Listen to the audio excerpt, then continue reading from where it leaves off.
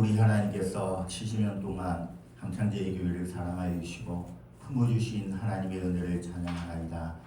이 시간에 우리가 신령과 진정의 온 마음을 다하여 하나님을 경배하오니 홀로 영광 받아 주옵시기만을 간절히 원하오며 예수님의 이름으로 기도드리었습니다. 아멘. 교동문 19번입니다. 앞에 아멘을 참조해 주시기 바랍니다. 교독하겠습니다. 허물의 사함을 받고 자신의 죄가 가리워진 자는 복이 있도다.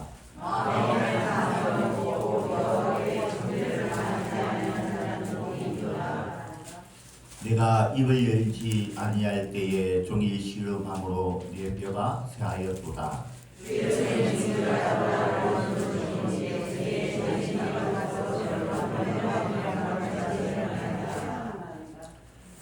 주께 내 죄를 아뢰고 내 죄악을 숨기지 아니하였더니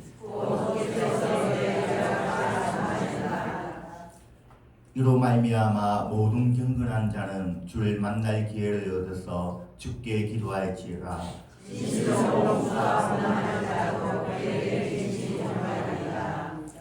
주는 나의 은신처시오니 환난에서 나를 보호하시고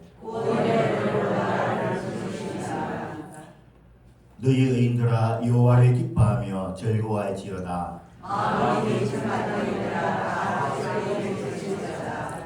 아멘. 신앙 고백하시겠습니다. 전능하사 천지를 만드신 하나님 아버지를 내가 믿사오며 그 외아들 우리 주 예수 그리스도를 믿사오니 이는 스스로 잉태하사 동정경을 하나님 하시고 오늘로 우리 아들에게 고난을 받사 십자가에 못 박혀 죽으시고 장사한 사흘 만에 죽는 자 가운데서 다시 살아나시며 하늘에 올라 전능하신 하나님 편에 앉으시다가 저리로서 장자와 죽은 자를 심판하러 오시리라. 성령을 믿사오며 거룩한 공예와 성도와 교통하는 것과 죄를 사하여 주시는 것과 몸이 다시 사는 것과 영원히 사는 것을 믿사옵나이다. 아멘. 자리에 앉으셔서 찬송가 64장입니다. 일어나는 것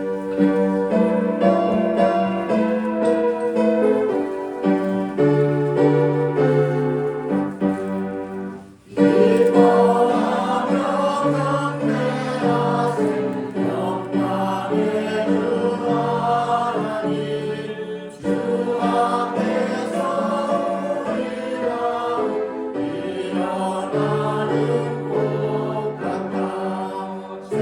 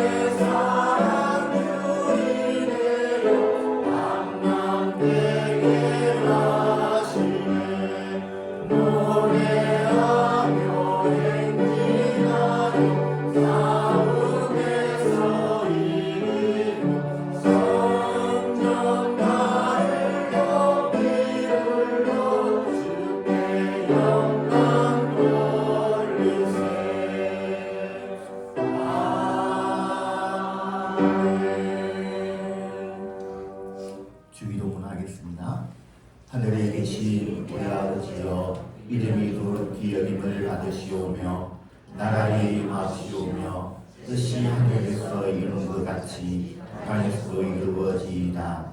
오늘날 우리에게 일용할 양식을 주옵시고 우리가 우리에게 죄 지은 자를 사하여 준 것 같이 우리 죄를 사하여 주옵시고 우리를 시험에 들게 하지 마옵시고 다만 악에서 구하옵소서. 내게 나라와 근세와 영광이 아버지께 영원히 싸움나이다. 아멘. 찬송가 301장입니다.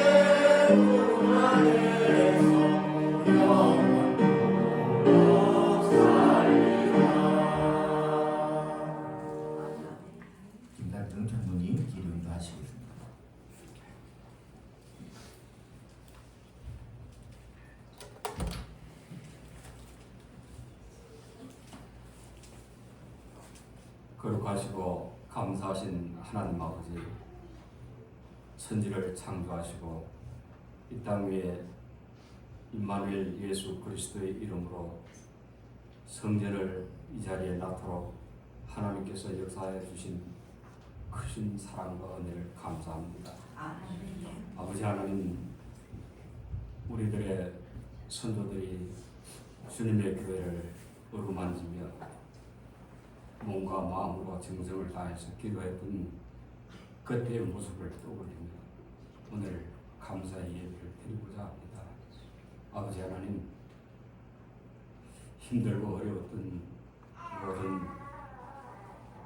시간과 공간 속에 하나님 저희들을 이 시간까지 보호해 주시고 지켜주셔서 전국 여러 곳에 흩어져 살던 우리 믿음의 식구들을 주님의 성전으로 한데 모아주셔서 감동과 은혜로 예배드릴 수 있도록 귀한 은혜를 베풀어 주심을 더욱 감사합니다. 아버지 하나님, 반석과 같은 교회를 주님께서 이 땅에 세우셨사오니 함창 도성에 있는 많은 믿지 아니하는 저들에게 하나님의 말씀의 복음이 전하여져서 주님의 깊은 사랑과 또 충만한 감동이 그들에게 임하여서 주님의 세계를 바라볼 수 있는 귀한 우리 함창도성에 있는 백성들이 다 되도록 하나님 함께 하십니다. 저희들 이 땅에 있는 동안 주에게 더욱 힘쓰는 우리 모두가 되게 하여 주시기를 간절히 원합니다. 아버지 하나님, 여러 곳에 흩어져서 늘 주님의 성전을 향하여 기도하던 우리 사랑하는 성도님들 한 자리에 모였습니다. 아버지 하나님 이 가운데 함께하여 주시고 영원한 그날까지 임마누엘 하실 것을 감사함으로 저희들 영원히 감동과 감화로 충만케 해주시기를 원합니다. 아버지 하나님 또한 주님의 교회를 사랑하신 우리 주님의 종들 많이 있습니다. 아버지 하나님 그들이 가 있는 낙원에 저희들이 이럴 때까지 하나님 이 땅 위에 진리의 말씀으로 날마다 말씀을 되새김하며 주언을 감사함으로 여기고 겸손하여 이 세상을 하나님의 거룩한 이 땅 위에 말씀이 땅끝까지 복음이 전하여지는데 몸과 마음이 쓰여지도록 하나님 함께하여 주시옵소서.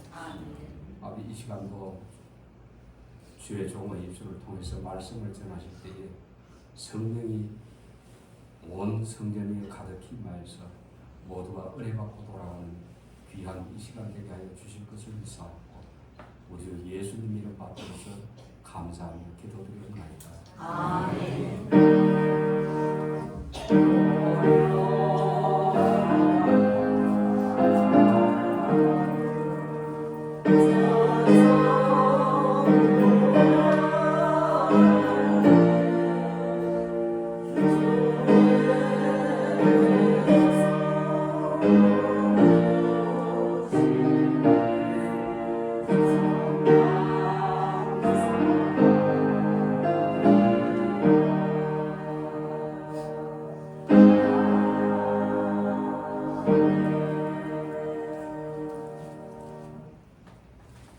하나님의 말씀은 사사기 2장 6절에서 10절입니다. 구약성경 361페이지에 있습니다. 사사기 2장 6절에서 10절입니다. 6절부터 우리 한 목소리로 다 같이 읽도록 하겠습니다. 전에 여호수아가 백성을 보내매 이스라엘 자손이 각기 그들의 기업으로 가서 땅을 차지하였고 백성이 여호수아가 산 민족과 여호수아 뒤에 생존한 장로들 곧 여호와께서 이스라엘을 위하여 행하신 모든 큰 일을 본 자들이 사는 동안 여호와를 숨겼더라. 여호와의 종 우의 아들 여호수아가 110세에 죽음에 우리가 그의 이름을 듣매 에브라임 산지 기사벨서에 전투하였고 그 세대의 사람도 다 그 족상에게 돌아갔고 그 후에 일어난 다른 세대는 여호와를 알지 못하여 여호와께서 이스라엘을 위하여 행하신 일도 알지 못하였더라. 아멘. 승갑에 하나님께 영광을 돌리겠습니다.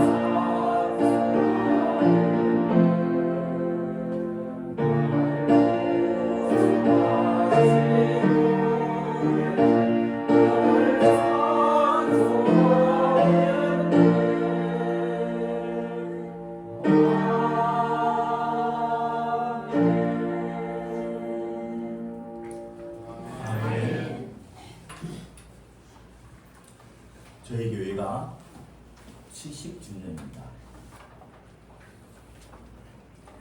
거기에 위한다고 한다면 저는 한 달 전에 이 교회에 왔습니다.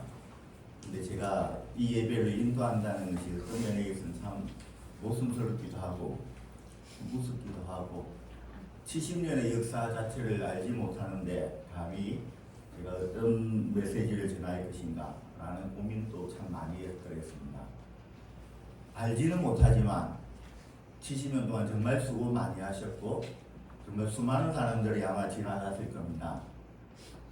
지금은 다 보이지는 아니하지만 전국 방방곡곡에 흩어져서 알곡으로서 하나님의 나라 확장을 위해서 최선을 다하고 있는 그런 어떤 내용들을 우리가 한번 꿈을 다시 한번 꾸어봅니다.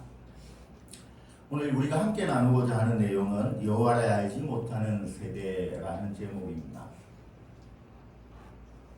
무거운 제목이 되어서 정말 죄송합니다만은 그럼에도 불구하고 우리가 꼭 한 번은 이 기회에 같이 나누고 싶은 생각이 있어서 제가 이 내용을 결정을 했더랬습니다. 창세기 50장 제일 마지막에 보면 요셉의 유언으로 끝납니다. 너희가 만약에 내가 죽을 때에 다시 너희는 가나안 땅으로 돌아가게 될 것이다. 그때 나의 해골을 가지고 돌아가기를 원한다. 야곱 자기 아버지는 죽자마자 자기의 그 본향으로 돌아가서 거기에 장사를 지냈지만 요셉은 그 유언을 하지 않습니다. 왜냐하면 남아있는 이 백성들이 혹시 하나님의 이 약속을 잊어버릴까 하는 생각 때문이었습니다. 그래서 자기는 여기에 유골이 남고 마지막 하나님께서 약속했던 400년 후에 우리가 가나안으로 돌아갈 것인데 그때에는 나의 이 유골을 가지고 고향으로 가나안으로 돌아가기를 원한다 라는 유언을 합니다. 믿음의 사람은 철저하게 하나님의 약속과 하나님과의 그 관계를 맺으려고 이렇게 무단하게 노력을 합니다. 근데 이 유언이 있기 바로 직전에 성경은 우리에게 참 재미난 하나의 어떤 기록을 하고 있습니다. 요셉이 에브라임의 자손 3대까지 왔다고 이야기를 합니다. 왜 그 성경을 우리에게 기록을 하고 있는 것인가에 대해서 곰곰이 한번 생각해 보면 참 무서운 생각이 듭니다. 4대 만에 올라올 것이라고 이야기했는데 3대까지 왔다. 그러면 그 마지막 한 대에 하나님이라는 그 존재, 요셉을 통하여서 하나님을 알게 되었던 이 백성들은 나름대로 신앙을 좀 간직을 하고는 있었는데 마지막 이 한대 요셉을 알지 못하는 애굽의 왕이 있을 때부터 시작해서 이스라엘 백성들을 핍박하듯이 이스라엘 백성들에게 또 하나의 병이 걸리기 시작했다는 겁니다.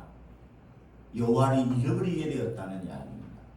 그래서 우리가 출애굽을 할 때에 여러분이 자세히 한번 보시면은 하나님께서 모든 기적을 다 동원하여서 10가지 재앙을 다 베풉니다. 그때 백성들의 반응을 성경은 기록한 것을 보신 적이 있습니까? 없습니다. 아주 놀랍도록 하나님은 철저하게 이 백성들이 어떤 반응을 일으켰다. 정말 하나님이 대단하신 분이야. 하나님께서 우리를 원수의 손에서 구원하기 위해서 힘을 쓰고 있다. 이런 이야기조차도 없습니다. 친구가 합니다. 왜? 하나님을 알지 못하는 세대에.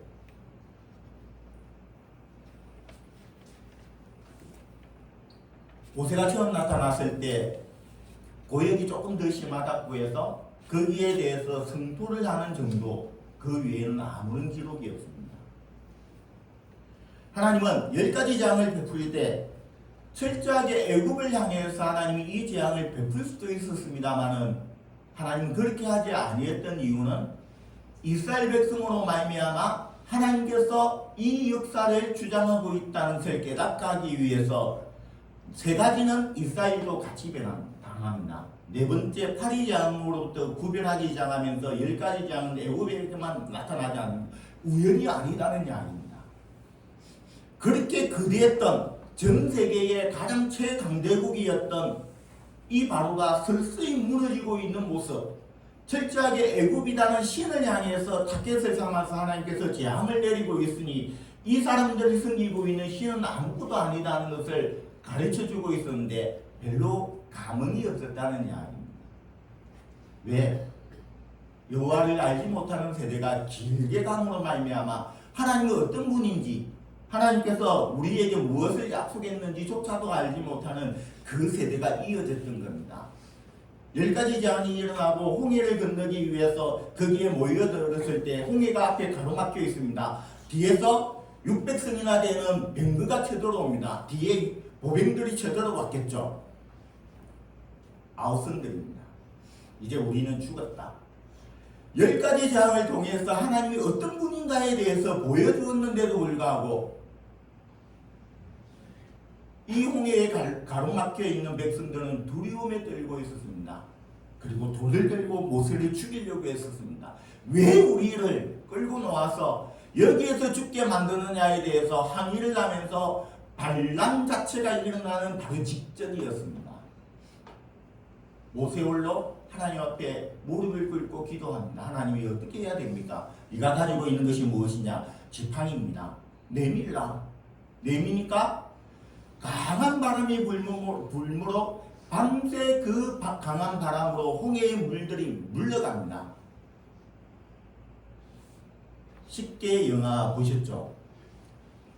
저는 그것을 먼저 알고 있었기 때문에 홍해는 쫙 갈라지는 걸로 알았습니다. 하나님은 그걸 못해서가 아닙니다. 밤새 하나님께서 이 불기둥과 구름기둥을 뒤로 보내시면서 애굽의 군대를 철저하게 막으시고 밤새도록 이 하나님께서 하시는 그 작업을 몸으로 체험하도록 만드시는 하나님의 뜻이 거기에 있습니다. 그런데도 깨닫지 못합니다. 홍해가 건너가고 애굽의 그 군대가 다 죽은 곳 찬송을 하고 막 던지던지만 이상한 어떤 내용은 축제의 분위기입니다. 사흘길에 물 하나도 없다고 해서 불평을 합니다. 이게 여호와를 알지 못하는 세대의 모습입니다. 먹을 것이 없다고, 고기가 먹고 싶다고, 이들은 철저하게 여호와를 불평하고 원망하다가 그 모든 세대가 다 광야에서 엎드려진다는 것. 바울이 10장에서 고린도 10장에서 이야기했던 것이 우리는 원망하지 말자, 우리는 불평하지 말자, 우리는 하나님을 시험하지 말자. 그래서 다 엎드려지고 딱 두 사람만 들어갔다. 그 세대가 요소와 갈렙밖에 없었다는 이야기. 이것이 철저하게 학습이 되었던 그 다음 1.5세대가 우리가 잘 알고 있는 가나안 전쟁이라는 것을 겪게 됩니다. 아주 재미난 이야기. 하나님께서 홍해를 가리던 이 요단강을 물을 쌓아두기 시작합니다. 성경에 보시면 물이 쌓였다고 이야기합니다. 그 시점이 언제였는가 하면 홍수로 말미암아 넘치는 시간에 가만히 있어도 물이 넘치는 홍수가 날 수 있는 그 시기에 하나님은 그 물을 막으셨다는 이야기입니다. 이해가 안 가십니까? 뚝이 없는데 물이 차곡차곡 쌓이기 시작했습니다. 그걸 이 사람들은 눈으로 보았다는 이야기입니다. 홍해의 역사를 보면서 그 홍해의 수족관을 안 보았겠습니까? 좌우에 그 속에 있는 것들을 들여다보면서 이번에는 요단강이 쌓이는 모습을 보면서 이야, 정말 하나님은 대단한 하나님이야. 이것이 학습이 어느 정도 되었습니다. 1.5세대는. 그래서 여리고성을 하나님께서는 정복할 때 어떤 무기를 가지고 정복한 것이 아니고 딱 한 가지를 이야기합니다. 그냥 뺑뺑이만 돌라. 하루에 한 바퀴. 마지막 날에는 7바퀴를 돌고 너희는 크게 외치라. 무너집니다. 여기에서 정말 중요한 내용은 무엇인가 하면 어떤 바보가 그냥 그 튼튼한 정말 단단한 그 성이 동갑구에서 무너질 것이라고 생각하는 어리석은 사람이 어디에 있습니까? 똑똑한 사람이라고 한다면 인간의 소리가 한마디 나오는 것이 아니라 한마디도 없었다고 성경은 우리에게 고의적으로 기록을 합니다. 왜? 이 사람들은 알고 있었습니다. 애굽의 그 광야 40년 동안 하나님의 권능으로 우리가 행했지 우리의 힘으로 한 것은 아니라는 것. 그냥 순종만 하면 될 것 같은 느낌이 있었는지 아무도 이야기를 하지 아니하고 돌기만 합니다. 불평했던 사람은 없습니다. 원망했던 사람은 없습니다. 여호수아를 향해서 항의했던 사람들도 없었습니다. 다만 순종만 합니다. 바로 이겁니다. 이게 1.5세대 자기 아버지가 다 광야에서 엎드리는 것을 바라보면서 하나님이 우리에게 무엇을 요구하고 있는 것인가를 학습하기 시작했던 이 사람들 요단강을 건넜습니다. 여러분 요단강을 건넜는데 우리가 그 앞에 여리고성이 놓여있다고 한다면 생각을 해보십시오. 할례를 행한다는 것이 말이 됩니까? 요단을 건너기 전 할례를 베푼다고 한다면 이해가 가겠는데 요단을 건넌 이후에 할례를 베풀라고 이야기합니다.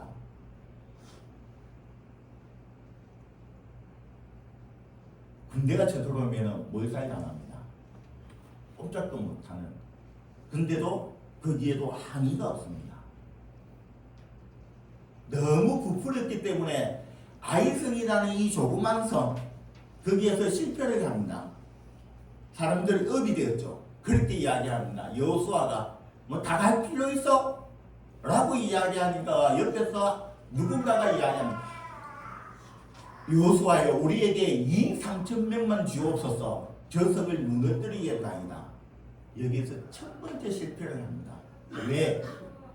하나님이 여리고성을 무너뜨리지 자기들이 한 것이 없는데 마침 자기들이 여리고성을 무너뜨린 것 같이 저는 조그만 성 정도에 우리가 충분히 할 수 있다. 2,3,000명이면 가능하겠나이다. 첫 번째 실패를 맛보게 하시는 하나님. 그리고 우리가 잘 알고 있는 여부스 족속을 통하여서 거기에서 가나안 전쟁에 절정이 이르게 되는데 31족속을 하루아침에 다 무너집니다. 태양이 넘어가니까 여호수아가 다급했던 것 같아요. 하나님이여 이 전쟁을 여기에서 끝내고 싶은데 태양이 멈추게 해서는 안 되겠나이까. 멈추게 하라. 멈추라고 이야기하니까 멈추었습니다. 여러분 이해가 가십니까? 성경은 우리에게 이렇게 기록을 합니다. 칼에 맞아 죽은 군인들보다는 풀에 베어 죽은 사람들이 더 많더라. 전쟁은 하나님께 속했고 우리의 생사복은 하나님께 있다는 것. 이것이 이스라엘 백성들이 처음으로 느끼게 되는 이 가나안 전쟁 가운데에서의 마지막의 모습입니다. 그리고 자기의 땅들을 다 분배를 다 했겠죠.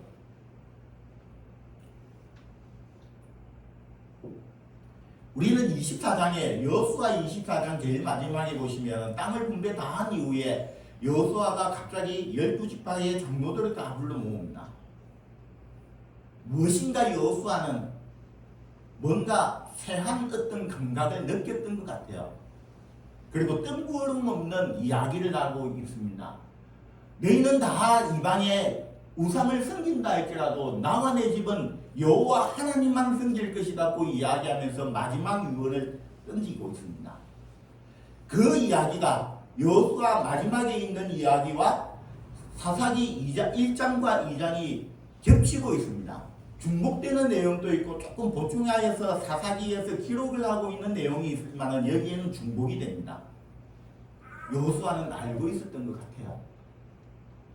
내가 없어지면 죽은 이후에는 이 백성들이 다시 하나님을 알지 못하는 세대로 돌아가서 하나님을 섬기지 아니하고 엉뚱한 짓을 할 것 같은 느낌이 있었는지 그 백성들에게 이야기하고 있는 내용. 참 신앙 어렵습니다. 하나님 편에서 이렇게 모든 어떤 기적과 어떤 방법을 통해서도 자기의 백성들을 도우시고 보호하시고 이끌어 가시는데도 불구하고 그 큰 사랑이 눈에 보이지 아니한다는 거. 조금만 틈만 있으면 사람들은 자기 자신이 먼저 올라오고 있다는 겁니다. 우리가 충분히 뭔가를 할 수 있다는 어떤 자만심과 교만한 마음이 하나님을 무시해버리고 거기에서 잘못된 길들을 선택하는 때들이 너무 많이 있었다는 이야기입니다. 아니나 다를까 이 사사기는 우리에게 결론을 내리고 있습니다. 여호와를 알지 못하는 세대가 있었다. 여호수아가 죽은 이후 여호수아와 함께 이 장로들과 일했던 그 장로들이 죽은 이후에 하나님을 알지 못하는 세대가 일어남으로 말미암아 이 세대는 이렇게 되었다고 우리에게 설명을 해줍니다. 우상을 섬겼죠. 우상을 섬기는 이 자체 속에서 우리에게 세 가지를 하나님께서 성경에 기록을 합니다. 하나님 앞에 범죄를 합니다. 여호와를 버렸습니다. 여호와를 버리니까 다른 신을 섬기게 되었다는 이야기입니다.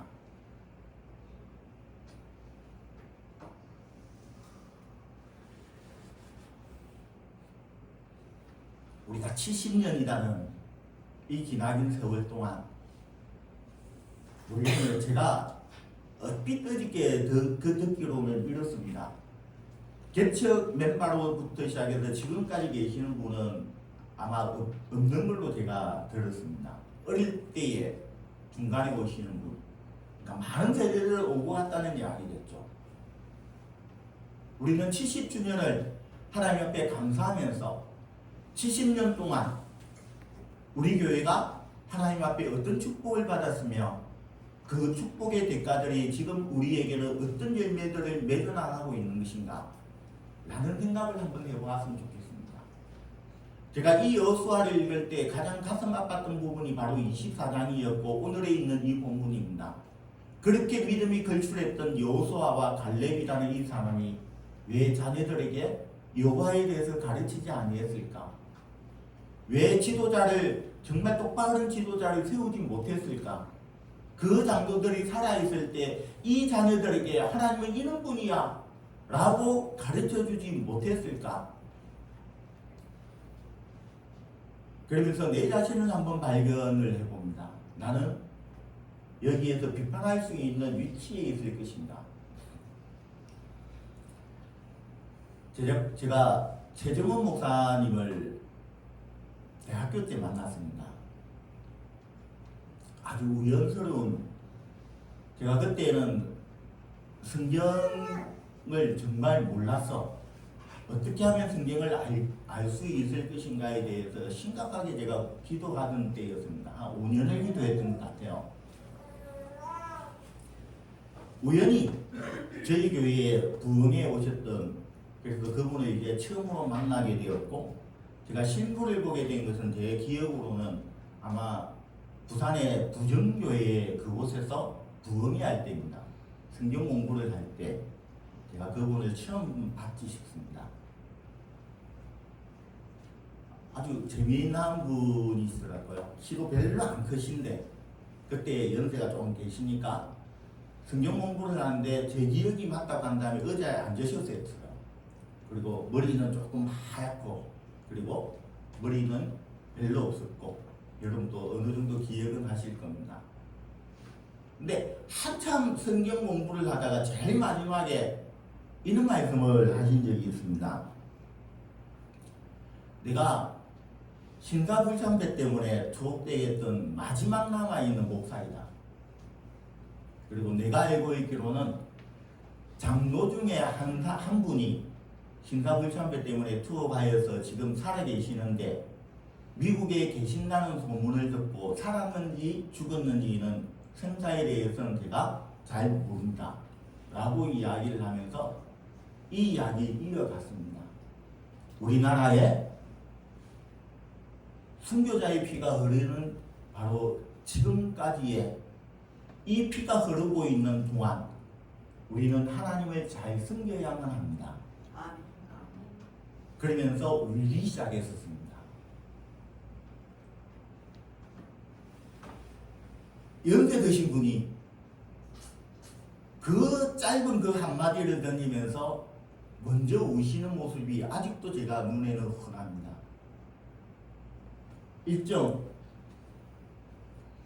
36년 얼마나 많은 순교자가 우리나라에 왔습니까? 6.25 사변을 통하여서 공산주의에 죽었던 수많은 성도들이 있습니다.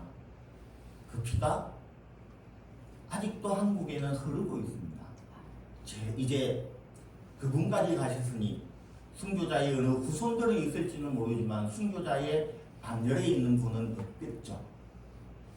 내용은 그런 것 아닙니까? 순교자의 정신이 지금 우리에게 필요하다는 뜻입니다. 그때가 80년대이니까 제가 알고 있는 한 해에서는 제 기억은 이렇습니다. 제가 잘못 알고 있는지는 모릅니다. 88년도에 우리는 여의도 그 광장에서 미국에 있는 목사님이 들어와서 이 신앙에 큰 어떤 폭발이 일어나기 시작합니다.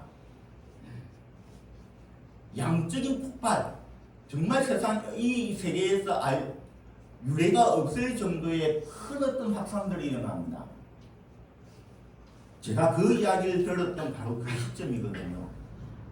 여기에는 두 가지의 문제점들이 있지 않겠습니까?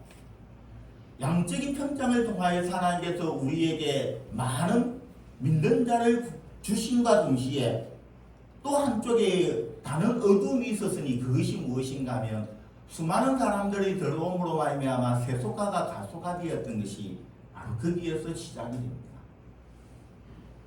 기독교는 모든 종교는 양날의 금을 가지고 있습니다. 양적인 하나님의 편창이 있다고 한다면 그 양적인 편창 속에서 이루어지는 또 다른 그림자, 무엇인가 교회를 위해서 이익을 얻고 뭔가 건설을 얻고 무엇인가를 얻기 위한 사람들이 장사꾼들이 들어오게 된다는 이야기입니다. 교회에서 제일 우선 적은 두 가지가 있습니다. 인본주의와 세속화입니다. 절대적으로 이 부분 때문에 망하는 겁니다. 안에서 썩어져가는 것이지 바깥의 외부의 핍박으로 말미암아 무너지는 세대는 없습니다. 점점 이것이 세속화됨으로 말미암아 하나님이라는 이 분이 점점 세계의 문화로 바뀌어진 세상의 또 다른 하나의 형태의 우상이 되어버리는 것을 우리는 알지 못하고 그것을 우리는 쫓아가는 겁니다. 가장 두드러지는 것은 황금만능주의 아닙니까? 교회도 돈이면 최고이고 돈을 많이 낸 사람들에게 대해서 우리가 무엇인가 특권이 있는 것처럼 생각을 하고 목소리가 높아지고 자기 스스로가 주권을 잡으려고 하는 하나님이 계신데 하나님이 주권자이신데 하나님으로 말미암아 이 교회가 운영이 되어야 되는데 여호와를 알지 못하는 그 세대들이 세상의 어떤 방식들이 이 교회에 그대로 들어옴으로 말미암아 이것이 마침 하나님인 것처럼 하나님을 대신하려고 하나님의 힘을 목소리를 높이고 있는 이 세대가 교회는 커져가고 있는데 헌금은 많아지고 있는데 정말 교인들은 늘어나고 있는데 왜 교회가 생명력을 잃어버리고 있을 것인가? 이유는 딱 한 가지입니다. 하나님을 오해하고 있다는 이야기입니다. 마지막으로 여러분에게 꼭 말씀드리고 싶습니다.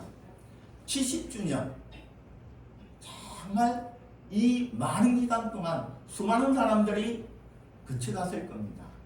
수많은 사람이 하나님의 부르심으로 말미암아 구원도 많이 얻었을 겁니다. 자, 과거는 과거고 현재의 우리 자신들을 한번 생각을 해보았으면 좋겠습니다. 우리는 내 자녀들에게 여호와를 가르치고 있는가? 내가 섬기는 그 하나님이 나의 삶 속에서 하나님의 역사심이 이 자녀들이 눈으로 보고로 말미암아 하나님의 살아계심을 우리의 삶 속에서 보여주고 있는가? 힘들고 어려울 때 교회 와서 조용히 무릎을 꿇고 기도하는 그 모습을 내 자녀들에게 보여주고 있는 것인가? 어떤 문제가 터졌을 때 하나님만이 그분이 나의 구원자이시다는 것에 대해서 우리는 확신을 하면서 이 자녀들에게 이렇게 하나님과 동행을 하면서 하나님으로 말미암아 내가 구원받는 모습을 이 자녀들에게 보여주고 있는 것입니다. 그렇기 때문에 여러분, 나의 자녀들이 뒷말은 이야기하지는 않겠습니다.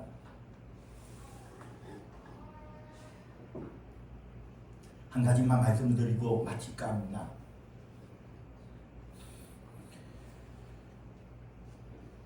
코로나를 통하여서 한국교회는 큰 타격을 받습니다. 저는 제 생각에는 타격이 아니고 거품이 빠졌다고 보는 것이 맞다고 봐요. 현실을 우리가 눈으로 직시하게 되었다라는 것이 아마 정확한 시선이 아닌가 생각을 해봅니다. 제일 가슴 아픈 것은 무엇인가 하면 젊은 세대들이 교회에 나와서 예배 안 드려도 된다는 것에 대한 인식이 확산되어져 나갔습니다. 왜? 비면 예배자는 지금까지 역사 가운데 없었던 이 용어를 통하여서 화면을 통하여서 예배하는 것들에 대해서 인정을 하게 되는, 공식적인 인정을 하게 되는 것이 코로나입니다. 예배 드리지 아니하고 그냥 그 화면을 보면서 예배를 드리면서 그냥 온라인으로 흥금만 하고, 그 장소가 놀러가서 자기 취미생활을 하면서 시간을 내어서 녹화되어 있는 것을 보고 언제든지 그것을 예배자고 인정을 하고 있는 이 공식적인 일들이 코로나 시대일 때 일어났다는 겁니다. 코로나 이후에 교회가 붕괴를 내기 시작합니다. 30, 40대가 없어졌습니다.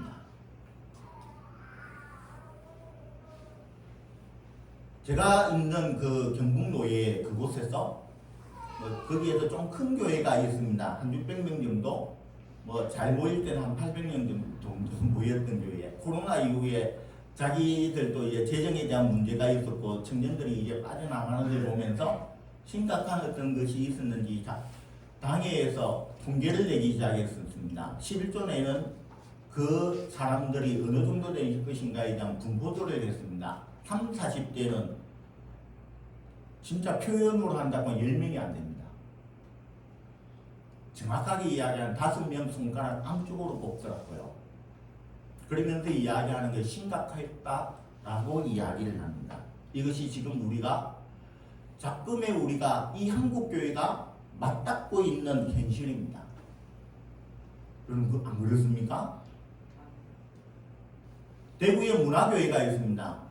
역사가 굉장히 오래되고 꽤 많이 모이는 교회입니다. 제가 헌신 예배 때문에 오후 예배 인도하기 위해서 갔던 적이 있습니다.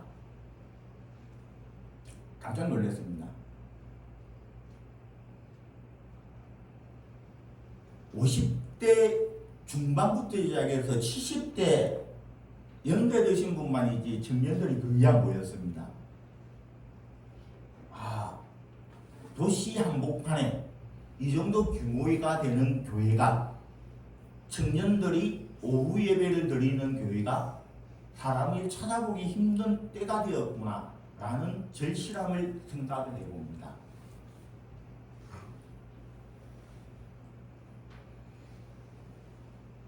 (30, 40대의) 문제가 아닙니다. 30, 40대가 책임을 져야 될 문제가 아닙니다. 누구의 문제입니까? 기성 우리의 문제입니다. 우리가 하나님을 보여주지 못했기 때문에, 하나님의 말씀으로 교육을 못 시켰기 때문에, 신앙의 이 교육을 교회에만 맡기고 집에서 우리는 아무것도 한 것이 없기 때문에, 성경은 우리에게 이야기하지 않습니까? 들어가도 나오도 문설주에 하나님의 말씀을 기억하고 거기에서 우리가 하나님의 이 말씀을 항상 출입을 하면서 느끼게 가르치고 온갖 이야기들을 다 하지만 우리는 너무 안일하게 주일 학교 시스템이 저렇게 잘 되어 있으니 그냥 맡기면 된다고만 생각을 하고, 우리는 함께 가정 예배를 함께 기도하는 모습을, 함께 성경을 읽는 이 장면들이 우리는 잊어버린 것은 우리의 책임은 아닐까요? 그 청년들이 이제 돌아오기가 너무 힘든 세대가 된 것이 아닐까요? 주일학교가요, 우리 경북도에는 이쪽에 약간 읍면단입니다. 읍면단입니다. 거의 반토막입니다. 대구, 부산, 서울도 제가 그렇게 이야기를, 주일학교 없는 교회가 꽤 많이 있습니다. 이해가 가십니까? 역삼각형이죠. 어른들은 많이 있는데 아이들은 점점 줄어버리는 이 하나의 도표의 모습을 보면서 우리의 가슴을 한번 치려야만 하는 바로 이 시점이라는 이야기입니다. 우리는 어떤 때보다 풍요로운 세대를 살고 있습니다. 그 아이들에게 어떤 가장 좋은 교육을 시킬 수 있는 여건이 되어 있습니다. 최선을 다해서 아이들에게 좋은 양질의 것들을 다 줍니다. 그런데 왜 우리는 신앙을 놓치고 있을까요? 이것이 제일 우선인데, 이것이 있으면 모든 것이 다 가능한데 이것을 놓쳐버리고 엉뚱한 것들을 우리는 이것이 최선인 것처럼 생각을 하면서 우리의 밤낮 일을 하면서 그 아이들을 위해서 헌신을 하면서 사랑이란 표현으로서 물심양면 사랑을 다 해주고 있는데 그것이 진정 아름다운 마지막을 우리에게 기대할 수 있는 것이 될 것이냐 라는 생각들을 해보면서, 자, 이제 70주년 그 이후부터는 우리 교회는 최선을 한번 다해보겠습니다. 멀리 계시는 분들, 어디에 계시는 분들 다 똑같은 마음을 가지고 여호와를 알지 못하는 세대가 오지 아니하도록, 다른 사람은 모릅니다. 여호수아처럼 너희는 이방의 신을 섬기든 말든 나는 나와 내 집은 여호와 하나님만 섬기겠다는 이 각오를 통하여서 내가 바로 서면 가정이 바로 섭니다. 내가 바로 서면 교회가 바로 섭니다. 내가 바로 서면 이 사회가 바로 선다는 이 굳건한 신앙 위에 다음에 우리가 모일 때는 웃으면서 우리의 간증을 나누면서 하나님을 찬양하는 모습으로서 다시 한번 우리가 만나는 그날을 한번 기대해 봅니다. 이 시간에 우리 함께 기도하길 원하는 것은, 주여 우리의 자녀들에게 하나님만 섬길 수 있는 우리의 가정이 되게 하옵소서. 말씀에 기억하시면서 우리 다 같이 한번 기도하기를 원합니다. 살아 역사하신 하나님 감사합니다.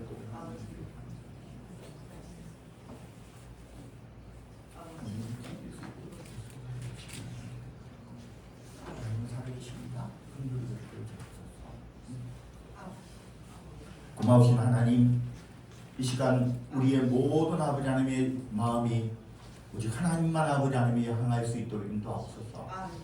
나의 아버지 하나님의 신앙을, 우리가 만났던 그 하나님을 우리의 자녀들에게 보여줌으로 말미암아 하나님의 살아계심을 이들에게 유산으로 나눌 수 있는 우리들이 되게 하여 주옵시기를 간절히 원하오며 예수님의 이름으로 기도드리겠습니다. 아멘. 이 시간에 우리가 교회 70년의 역사를 자료를 조금 많이 모아두었으면 정말 좋겠습니다만은, 조금 부족합니다만은 한번 여러분의 추억을, 함창-제1교회 70년의 그 발자취를 한번 생각해 볼 수 있는 화면 앞에 잠시만 한번 보시기 바랍니다.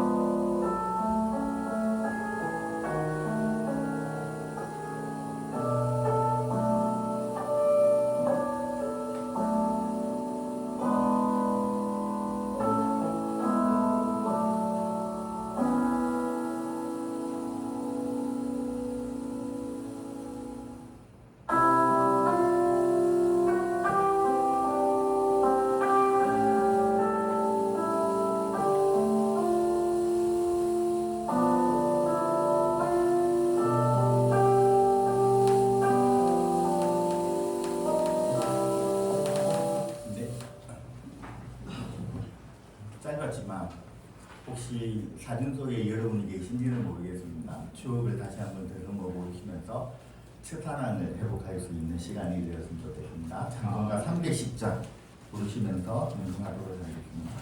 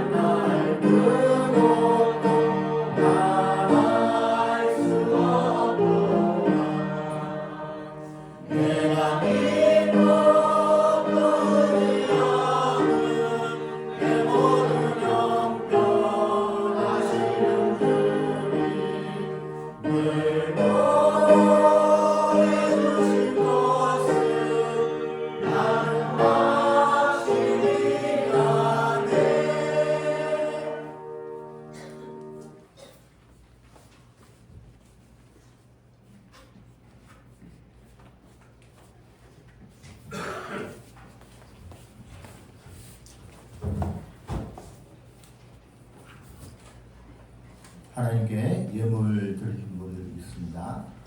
11종동 김혜용 목사님, 감사합니다. 임춘자 선생님, 명호로 박정희 선생님, 아욱자 집사님, 70주년 감사 김행일 장로님, 그리고 여러분들이 드렸습니다. 특별 행동으로 여러분이 드렸고 드렸습니다. 기도하겠습니다. 살아계신 하나님, 오늘 특별한 아버지 하나님이여 나를 맞이하게 하심을 감사하나이다. 긴 역사 가운데 하나님의 은혜가 얼마나 아버지 하나님이여 정말 중요한지 우리가 세상 느낄 수 있는 이 한날이 되게 하심도 감사하나이다. 거기에 맞추어서 우리가 아버지 하나님의 열의 하나를 구별하여 하나님 앞에 드리는 이 손길 하나하나 위에도 하나님께서 복되게 하여 주시고 주께서 우리에게 약속했던 것처럼 하나님 문을 여시고 하늘의 아버지 하나님이여 보화가 이 땅에 쏟아짐으로 이 세상을 살아가는데 조금도 부족지 아니하도록 인도하여 주옵소서. 각각의 아버지 하나님의 기도의 제목으로 하나님 앞에 감사하며 하나님 앞에 영광을 돌린다니 주님께서 아버지 하나님의 이 모든 손길 하나하나를 잊지 마옵시고 주님의 놀라우신 축복으로 더 많은 감사가 있을 수 있도록 인도하옵소서. 성령의 충만함으로 세상을 살아가기 위해서 어떤 고난 가운데서도 하나님을 아버지 하나님여 높이며 하나님의 영광을 위해서 살 수 있도록 인도하여 주옵소서. 하나님 특별한 금도 바쳤습니다. 주님께서 아버지 하나님의 그 모든 목적에 따라 이 예물이 서있는 곳곳마다 생명의 역사가 그리스도의 향기가 드러날 수 있도록 우리 하나님께서 함께해 주실 줄 믿사옵고 예수님의 이름으로 기도드리겠습니다. 아멘. 이 시간에 우리 장로님 나오셔서 알림 말씀.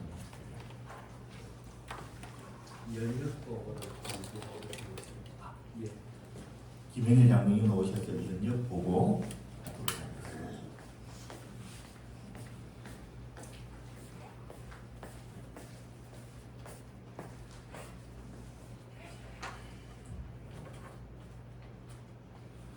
우리 교회는 임마누엘 예수교 함창 제1교회입니다. 여러분들이 다 알고 계시겠지만은 이 시간 드리는 이 말씀에 이유가 있습니다. 왜 그런가 하면 창립 계획을 보고 드리려니까 먼저 근거가 있어야 되거든요. 그래서 보고 드리겠습니다. 1956년 5월 29일경 됩니다. 정확한 날짜는 아무리 역사를 또 고정을 해도 다 알 수가 없어요. 그래서 5월 아마 하순경으로 기억을 한다는 그런 말씀이 있어서 우리가 5월 26일로 29일로 창립일을 결정을 했습니다. 소재지는 현재 경북 상주군 함창면 그때 당시 구양리 214-7 여기에는 당시 함창 농협 사택이라고 그랬는데 그때는 금융조합이라고 그랬습니다. 함창 금융조합 사택에서 모이셔서 예배를 드렸는데 인도하신 분이 주선문 전도사님, 안상철 영수님, 강대원 영수님, 송김은 원사님, 김경순 집사님, 박순애 집사님, 안승옥 성도, 강용식 성도 등이 소재지에서 첫 예배를 드렸습니다. 여기에서 한 가지 말씀을 알려드릴 것은 안상철 영수님 그분의 손자분이 여기 오늘 참석을 하셨습니다. 참 오랜 역사인데 참 목요로 찾아오셔서 참 대단히 감사합니다. 명칭은 왜 임마누엘 예수교가 됐느냐? 강대원 영수님의 아들 강용식 성도가 임마누엘 연경원 그때만 해도 연경원이라고 그랬습니다. 최정원 목사님께서 강의하신 연경원의 1957년도에 입학을 계기로 해서 임마누엘 예수교 함창제일교회로 하는 게 좋겠다. 이렇게 해서 함창제일교회가 임마누엘 예수교 단체로 성립을 했습니다. 현재 주소지 1959년 그러니까 약 3년 뒤에 현 주소지로 이전을 했습니다. 이 돼지 관련을 말씀을 드리면 1958년 9월 10일 당시에 곽복근 목사님께서 임마누엘 연경원 대구 신학 명의로 현재 이 교회 부지를 매입을 해서 신학 명의로 부지를 구입을 했습니다. 그런데 1958년 10월 15일 대구시 남구 남산동 175 학교법인 대구신학원으로 명의 등기가 되어 있었습니다. 20년 뒤에 1978년 12월 14일 경상북도 상주군 함창면 156-1 임마누엘 예수교 함창제일교회로 그 명의를 변경을 했습니다. 2002년 2월 7일 상주시 함창읍 156-1 856제곱미터 종교부지로 되어 있습니다. 22년도 그러니까 약 4년 전에 지적 재조사에 의해서 면적이 약 154.1제곱미터가 불어났습니다. 그래서 총 합계가 1010.1제곱미터로 되어 있습니다. 현재 이 부지 소유권은 재단법인 임마누엘 예수교 총회 유지재단으로 등록이 되어 있습니다. 다음 교회 건축에 대해서 말씀을 드리겠습니다. 1978년 8월 24일 3층 콘크리트로 건축을 했는데 당시 대구 남산동 175- 함창 제1교회로 일반 건축물 관리대장에 등록이 되어 있었습니다. 여러분들 아시겠지만 우리 함창 제1교회는 옛날에 그 일명 납작교회로 유명했었습니다. 납작교회. 당시에 함창 중고등학교 미술교사로 계시던 김화익 목사님께서 심화하시면서 이 교회를 건축을 하고 후임에 또 우리 김재영 목사님께서 당시 전도사로 부임하셔가지고 흑벽돌을 찍어가면서 지붕에 그때 당시 요즘은 루핀이라는 건축 재료가 없을 겁니다. 아마 기억하시겠지만 두꺼운 종이에다가 홀타를 칠해가지고 비를 막았던 그 지붕으로 해서 바닥에는 짚을 깔고 다음에 가마를 깔고 그 다음 조금 더 발전해서 멍석을 깔고 이렇게 해서 여름철이면 그 루핑 타르가 흘러 녹아서 줄을 흘러내리며 겨울철은 바람맞이를 겨우 해나왔던 그때의 그 납작교회를 여러분들이 기억하실 겁니다. 가뜩이나 교회가 낮은 부지에 있었으면 또 표가 잘 안 났을 텐데 이 높은 곳에 지어지다 보니까 바람 쐬고 또 비바람 거칠고 이런 데서 어려운 환경 가운데서 우리 임마누엘 예수교 함창 제1교회가 지어졌습니다. 당시에 1층으로 해서 40.5 제곱미터, 이 2층은 40.5 제곱미터, 3층은 24.3 제곱미터 철근 콘크리트로 건축물을 지어져서 등기가 되어 있습니다. 그래서 건물하고 고유번호하고 모두 다 등록이 되어 있습니다. 다음 사택에 대해서 말씀을 드리겠습니다.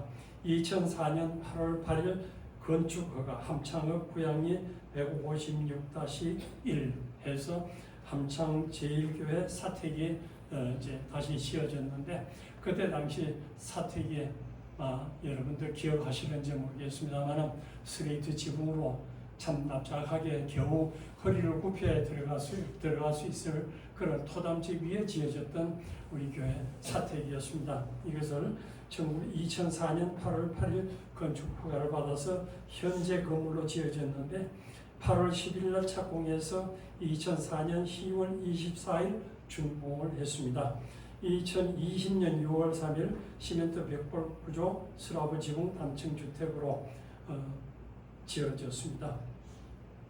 그래서 2025년도 그러니까 작년 3월 12일 소유권이 개인 명의로 되어 있었는데 임마누엘 예수교 유지재단으로 명의 변경이 되었습니다. 그래서 사택교회 모두가 임마누엘 예수교 유지재단으로 다 등록이 되어 있습니다. 지금까지 간단하게 우리 교회 연역에 대해서 말씀을 드렸습니다. 이상입니다.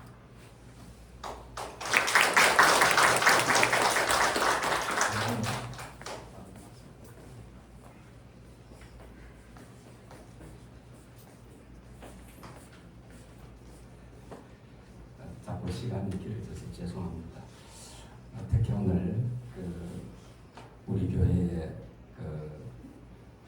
만들 당시에 흑벽돌을 같이 이렇게 일도 하시고 하셨던 그런 분들도 후손들이 함께 자리에 있는 줄 알고 있습니다. 특히 안현철 건사님이십니까? 예.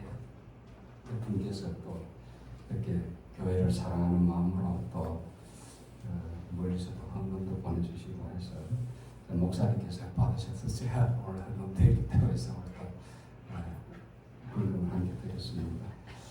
오늘 안정희 건사님 특히 귀한 자리를 이렇게 함께 참석해 주셔가지고 너무 감사합니다. 제가 목이 매가지고 이 감격을 좀 감추지 못하겠네요.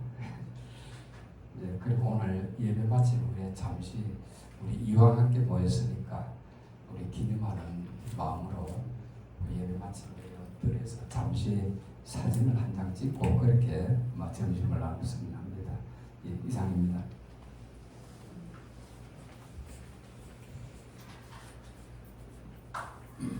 우리 다 같이 일어나셔서 하나님을 찬양하도록 하겠습니다.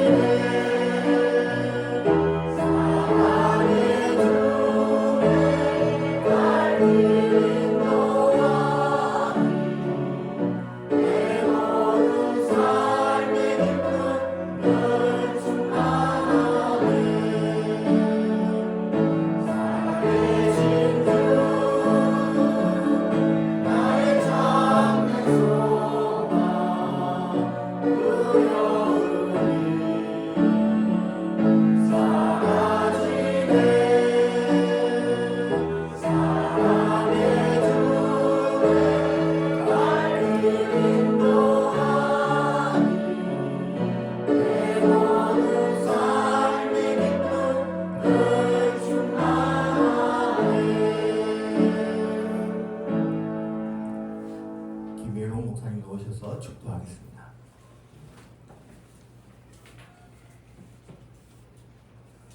축도하기 전에 한마디 말씀드리겠습니다. 저희 교회가 70년 됐는데 제가 1950년에 태어났고 56년에 설립이 됐는데 제가 어릴 때 이 교회에 출석하게 돼가지고 중학교 3학년 때까지 있다가 대구로 가게 됐습니다. 근데 목회자 보면은 58년 동안 김재영 목사님 사모님 계시는데 58년 계셨고 그 전에 김하영 목사님 비롯해서 이제 몇 분이 전도사님하고 몇 분이 다녀가셨고 그게 8년간이고 그 다음 제가 4년 이렇게 송 목사님 오셨습니다.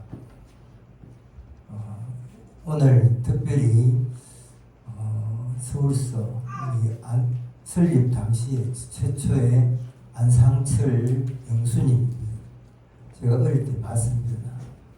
그 손녀 지금 70살 넘어가지고 몇 개월 전에 이제 군사 은퇴하셨는데 가족이 남편하고 따님하고 왔습니다. 잠깐 앞에 나와서 인사.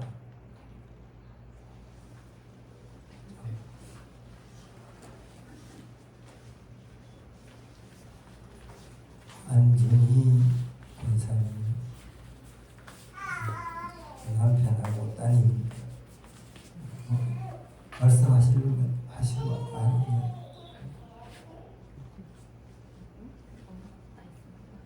주일학교 같이 다녔습니다. 제가. 그 당시에 저거 뭐 한 10살 뭐 몇 살 안 됐지만 할아버지가 이거 부추할 때 기억이 좀 납니다. 그래도 오늘 또 이 영광스러운 자리에 와서 감사합니다.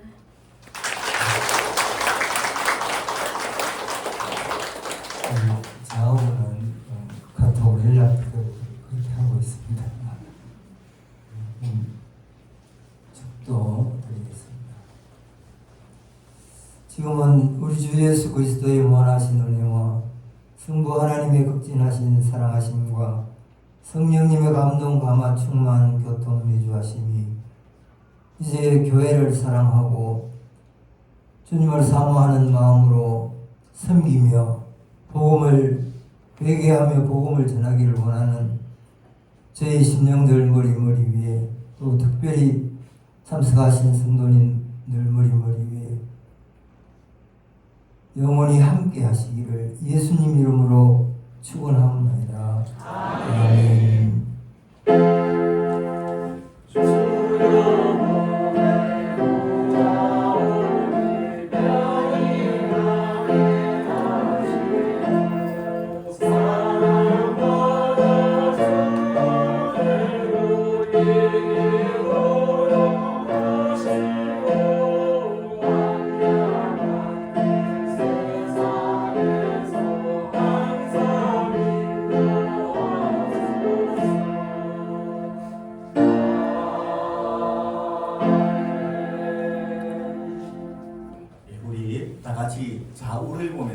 인사합니다. 반갑습니다. 잘 오셨습니다. 하나만 더 인사하도록 하겠습니다. 나와 내 집은 여호와만 섬기겠습니다. 네, 감사합니다. 사진 찍으시고 식사하셨으면 좋겠습니다. 밖에 나가서 바로 사진 찍도록 하겠습니다.